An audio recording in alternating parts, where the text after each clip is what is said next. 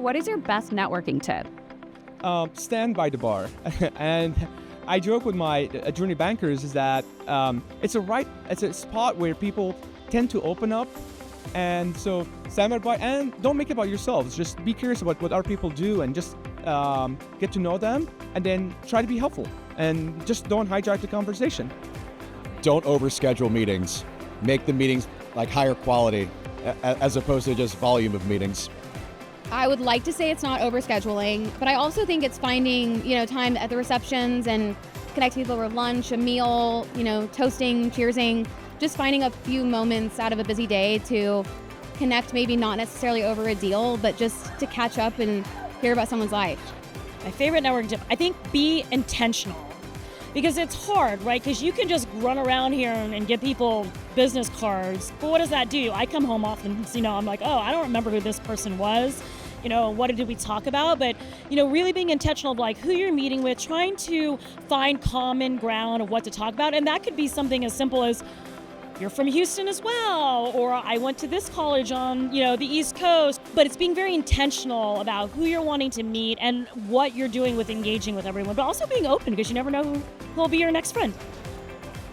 I don't know if I have a unique tip, but I just think you have to go out and when you get in a room of people, you got to go ahead and meet new people and really put yourself out there. You can't just sit back and relax. It's definitely what you put in it and make it to network with all the people. So I have a really quirky networking tip. It's called triangling. So if 3 people are talking to each other, it's a really easy way to sidle up and sort of peel off one person, because 2 people are going to be talking. The third person is going to be reading everybody's name tags. So if you're feeling uncomfortable and trying to break into a group, find a group of 3. I don't think I have any. I think as long as you go in and you be yourself, don't try to become anything else that you're not, but be authentic, be kind, approach people how you'd want to be approached, and be able to hopefully develop some really strong, lasting relationships out of it. Follow up.